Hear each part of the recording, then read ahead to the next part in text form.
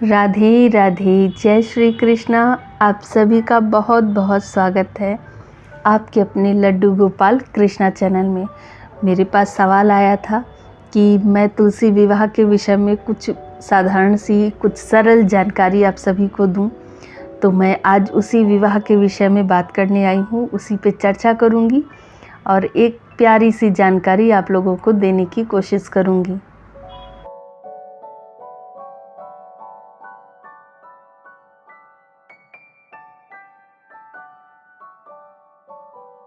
माधव जी के स्नान की तैयारी कर लेते हैं और फिर इनका स्नान कराएंगे। मन तुलसी का दास है, वृंदावन हो वास, सांस सांस में राधा बसे, रोम रोम में श्याम। तो हमारे कान्हा, हमारे गिरधर, हमारे गोपाल, हमारे कृष्णा, हमारे मुरलीधर, इनके विषय में क्या ही कहें कम है। जब इन्हें देखते हैं तो इनके इतने सारे नाम मेरे दिमाग में आते हैं ना कि मैं क्या बोलूं। आज मैं इन्हें क्या कह के बुला लूं। तो लल्ला को स्नान कराएंगे और साथ में एक छोटी सी चर्चा करेंगे। और आप सभी को मैं ये बताना चाहूँगी कि तुलसी विवाह कितनी सरल विधि से हम घर में कर सकते हैं। मैंने बहुत लोगों का देखा है, वो विवाह कराते हैं और पूरा प्रॉपर वैसे घर में विवाह करते हैं। तो मैं आप लोगों से बस यही कहूँगी कि विवाह कराना कोई खेल नहीं होता कि हम घर में कैसे भी कर लेते हैं। मैं यहाँ किसी को मतलब दुख नहीं पहुँचा रही हूँ, किसी के लिए गलत नहीं बोल रही हूँ, लेकिन विवाह कोई आसान चीज़ नहीं है। अगर आपको विवाह कराने की इच्छा है कि आप माता तुलसी और भगवान विष्णु का विवाह कराएं, तो आप मेरी माने, आप किसी पंडित को बुलाएं और मंत्रों के द्वारा ही विवाह कराएं। ऐसे विवाह कराने का कोई मतलब नहीं है। इसीलिए अगर आप विवाह नहीं करा सकते तो आप साधारण तरीके से उनकी पूजा अर्चना करें ना। जैसे हर व्यक्ति हर भगवान की करता है, ऐसे आज का दिन माता तुलसी के लिए और भगवान विष्णु के लिए बहुत ही खास दिन है। तो इस दिन को बहुत ही प्रेम से और एक त्यौहार के रूप में मनाना चाहिए।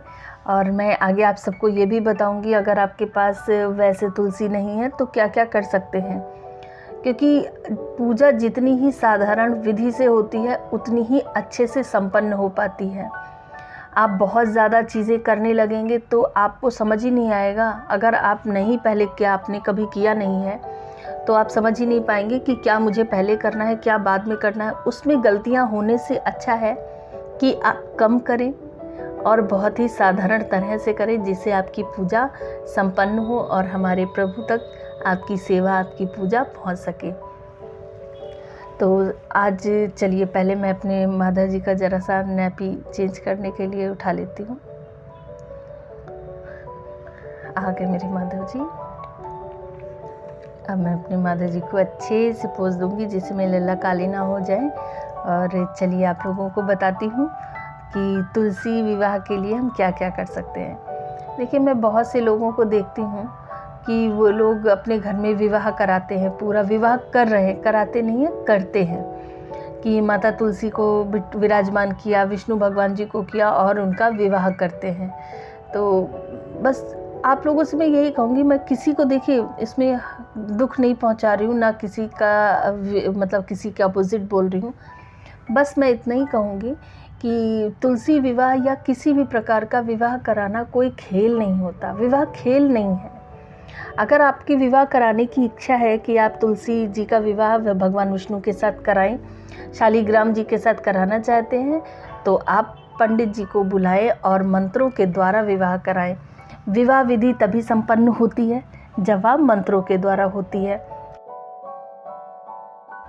तो अगर आपकी इच्छा है विवाह कराने की तो आप पंडित जी को घर में बुलाएं और पूरे विधि विधान से अच्छे से आप तुलसी जी और भगवान विष्णु की, शालिग्राम जी की पूजा करें और उनका विवाह कराएं। तो चलिए अपने माधव जी का श्रृंगार प्रारंभ करते हैं। पहले उन्हें वस्त्र पहना लेंगे। ये वस्त्र इन्होंने 2-2:30 बजे तक रात में बैठ के मुझसे बनवाए हैं। इतने शरारती हैं, जो होते हैं इन्हें नहीं पहनने होते तो वो इस तरह से कुछ ना कुछ करते हैं। या तो वो वस्त्र इनको आएंगे नहीं, या जल जाएंगे, या फट जाएंगे, कुछ ना कुछ ही ऐसा करते हैं कि इनके लिए मुझे वस्त्र फिर बनाने पड़ते हैं। तो ये भी इन्होंने कल मुझसे बनवाए हैं। तो आप सभी लोग बताइएगा कि हमारे माधव जी के लिए जो मैंने ये वस्त्र बनाए आप सभी को कैसे लगे। और चलिए इनको वस्त्र पहनाते हैं और साथ में चर्चा भी आगे की प्रारंभ करते हैं। आज के दिन तुलसी पूजन का बहुत महत्व है। तो सबसे पहले ये जानेंगे कि तुलसी पूजन कैसे करें। और अगर आप शालिग्राम जी या विष्णु भगवान जी, कृष्ण भगवान जी के साथ इनका विवाह कराना चाहते हैं, अपने घर में खुद उनकी सालगिरह की तरह उसे मनाना चाहते हैं, तो कैसे करें। तो चलिए पहले जान लेते हैं कि तुलसी पूजन कैसे करें। तुलसी पूजन के लिए आप तुलसी जी जहाँ भी विराजमान हो, छत पे हो तो छत पे भी कर सकते हैं, अगर आपके आंगन में है तो आंगन में कर सकती हैं, या आपकी बालकनी में है तो वहाँ भी इस पूजन को कर सकती हैं। सिर्फ अगर तुलसी पूजन करना चाहती हैं तो आपके घर में जहाँ भी तुलसी जी हों वहाँ पे थोड़ा सा साफ़ कर लें, झाड़ू पोछा कर दें अच्छे से उस जगह को साफ़ करके। उसके बाद माता तुलसी के गमले पे आप लहंगा भी पहना सकते हैं। अगर आप चाहें तो छोटे से लहंगा चुनरी आते हैं, आप उस तरह से भी उनको पहना सकती हैं। और बहुत से लोग साड़ी भी पहनाते हैं, साड़ी भी आप पहना सकती हैं। ये सब नहीं कर सकते तो आप एक चुनरी तो ज़रूर ही लाएं। अगर कुछ भी नहीं कर सकते तो आप एक चुनरी, माता रानी को पहले जल चढ़ाएंगे, फिर चुनरी उड़ाएंगे, उसके बाद उनके तिलक करेंगे, तिलक कुमकुम का टीका लगाएंगे, सिंदूर लगाएंगे और उनको चुनरी उड़ाएंगे, माला अर्पित करेंगे, पुष्प अर्पित करेंगे। ये सब कुछ करने के बाद उन्हें भोग लगाएंगे। भोग में आप पूड़ी बना सकते हैं और साथ में एक मिठाई रख सकते हैं। अगर आप पूड़ी और मिठाई का भोग लगा रहे हैं तो आप 11 पूड़ी बनाएं और 11 पूड़ी के साथ मिठाई रख दें, उसका भोग लगाएं। अगर आप सिर्फ मिठाई का लगाना चाहते हैं तो वैसे भी लगा सकते हैं। आप मौसमी फलों का भी लगा सकते हैं, मौसम के अनुसार जो फल आ रहे हैं उनका भोग भी आप माता तुलसी को लगा सकती हैं, वो लगाएं। उसके बाद वहीं पे आप एक आसन डाल लें, आप खुद भी बैठे और वहाँ माता तुलसी की कथा पढ़ें। ऐसा नहीं, अगर आप नहीं जानते, आपके पास पुस्तक नहीं है, आप चाह रही हैं तो आपको मोबाइल में भी पढ़ने को भी मिलेगी और सुन भी सकती हैं आप। उनकी कथा सुनने के बाद उनकी आरती करेंगे। तो माता तुलसी की आरती है, आप उसको आरती करें। और अगर आपको आरती नहीं आती, कुछ भी नहीं हो सकता, तो आप ऐसे ही नज़र उतार दें अपनी माता रानी की कि माता तुलसी उस दिन जब सजती हैं तो सच में बहुत ही खूबसूरत लगती हैं, बहुत ही अच्छी लगती हैं। आप खुद इस चीज़ को महसूस करेंगे कि आप जो रोज़ तुलसी में जल देते हैं और रोज़ माता तुलसी के जो दर्शन करते हैं उसमें और माता तुलसी के दर्शन, इन दर्शनों में कितना फ़र्क होता है और कितनी सुंदर लगती हैं उस दिन वो। तो यही है भगवान का एक बनाया हुआ जो हम सबकी नज़रों को भी ऐसे बदल देता है। तो आप सब लोग माता तुलसी के दर्शन करें, उनकी नज़र उतारें और उनकी आरती करें। बस यही पूजा है और उनसे प्रार्थना करें कि सदैव मेरे आंगन में ऐसे ही रहें, ऐसे ही लहराती रहें और हम सभी का साथ हमेशा बनाए रखें, हम सबका साथ कभी ना छोड़ें। इस तरह से आप उनसे प्रार्थना करें। और भगवान विष्णु की भी आप पूजा कर सकती हैं। अब अगर आप भगवान विष्णु जी के साथ उनका विवाह या सालगिरह कह लें, उनके साथ उनकी हर साल करना चाहती हैं तो कैसे करें। इस पूजा को भी आप कहीं भी कर सकती हैं, जहाँ पे माता तुलसी है वहाँ पे भी कर सकती हैं, या आप घर के अंदर भी कर सकती हैं। तो देखिए, माता तुलसी का पूजन तो सेम वैसे ही होगा जैसे मैंने आपको बताया।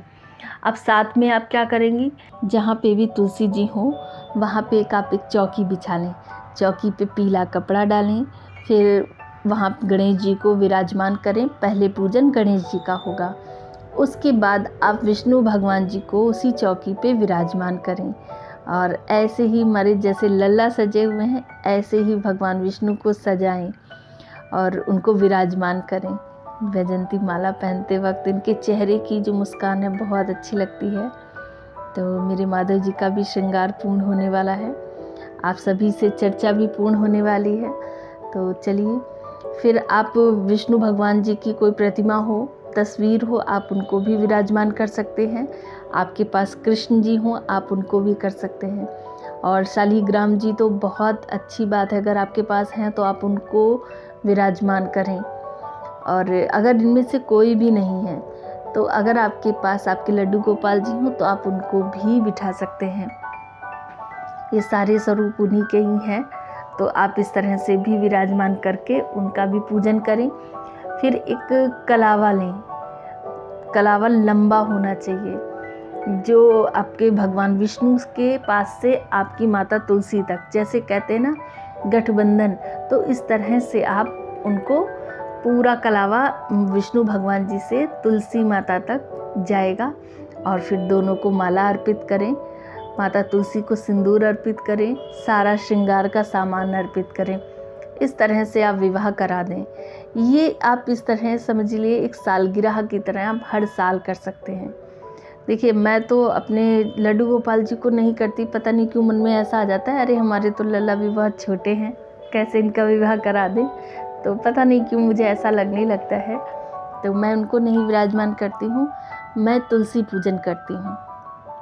इस तरह से विवाह नहीं करती, सिर्फ तुलसी पूजन करती हूँ। शाम के टाइम मैं माता तुलसी का श्रृंगार करके फिर माता तुलसी में जल चढ़ाती हूँ। उसके बाद पूड़ियाँ बना लेती हूँ, मिठाई होगी, पूड़ी होंगी, इन सब चीज़ों को भोग लगाती हूँ, उनकी आरती करती हूँ और बस हाथ जोड़ के उनसे प्रार्थना करती हूँ कि माता मेरी पूजा स्वीकार करें, भूल चूक माफ़ कर दीजिएगा और मेरी एक छोटी सी पूजा है, इसे स्वीकार करिएगा। बस इस तरह से मैं अपना तुलसी पूजन करती हूँ। और हमारे माधव जी भी अपनी बंसी लेके बस तैयार हो गए हैं कि कब मैया जल्दी से मुझे कुछ खिलाएगी। मैं इनका श्रृंगार करने से पहले इनको कुछ खिला देती हूँ। कई बार श्रृंगार में बहुत समय लगा लेते हैं, इसलिए मैं इनको श्रृंगार से पहले ज़रूर कुछ खिला देती हूँ, फिर इनका श्रृंगार करने बैठती हूँ। तो बताइए हमारे कान्हा जी, हमारे लड्डू गोपाल जी, हमारे माधव जी आप सभी को कैसे लग रहे हैं। और ये इनकी दर्पण सेवा इनको करा देती हूँ। देखिए, भगवान की कोई भी भगवान की पूजा हो, जितनी ही साधारण और अच्छे ढंग से आप कर सकें, बस वैसे ही करें। अब कुछ लोगों के सामने ये समस्या भी आ जाती है कि उनके घर में तुलसी जी नहीं है, तो वो पूजा कैसे करें। मन है तो और तुलसी जी नहीं है तो क्या करें। अगर आपके घर में गमले में तुलसी नहीं है तो आप उस दिन भी तुलसी घर में ला के और उनकी पूजा कर सकती हैं, या आप 1-2 दिन पहले तुलसी ले आएँ और फिर उनकी पूजा अर्चना करें। अगर ऐसा नहीं हो पा रहा, अगर आपके पास चांदी की तुलसी हो तो आप उनका भी पूजन उसी प्रकार करेंगी। वैसे ही अगर आपके घर में लड्डू गोपाल जी हैं तो तुलसी होंगी ही, ऐसा नहीं होंगी, और नहीं है तो आप चांदी की तुलसी का पूजन कर लें। अगर चांदी की तुलसी भी नहीं है और वैसे भी तुलसी आपके घर में नहीं है तो क्या करेंगे, तो आप श्रृंगार का पूरा सामान लेंगी माता रानी का, और वो अपने मंदिर में, अपने घर के मंदिर में भी आप भगवान विष्णु की पूजा करें और मानसिक रूप से साथ में ही माता तुलसी की पूजा करें। और वहीं पे सारा सामान जो होगा, श्रृंगार की सारी सामग्री अर्पित कर दें और माता तुलसी से प्रार्थना करें कि माता तुलसी, आज आप हमारे घर में नहीं हैं, मुझे क्षमा करें और मेरी इस छोटी सी पूजा को आप स्वीकार करें। इस तरह से करके भी आप वो सारी सामग्री अपने मंदिर में माता तुलसी को अर्पित करें। और अब उसके बाद इस सारी सामग्री जो हम तुलसी जी पे चढ़ाते हैं या मंदिर में जो रखेंगे, उस सामग्री का क्या करेंगे। वो श्रृंगार की सामग्री किसी भी सुहागन स्त्री को आप दान करेंगे। आपके घर में भी आपकी माता जी हों या बड़ी बुजुर्ग जो भी हों, आप उनको भी दान कर सकते हैं। आपके पास पड़ोसी किसी को भी दान कर सकती हैं। आप चाहें तो किसी मंदिर में दान कर दें, या अगर ऐसा कुछ भी नहीं हो पाता है तो आप खुद भी उसको प्रसाद के रूप में ग्रहण कर लें। आप सभी को ये वीडियो कैसा लगा, हेल्प मिले तो लाइक करें, शेयर करें। राधे राधे कहते रहें, हरि नाम जपते रहें।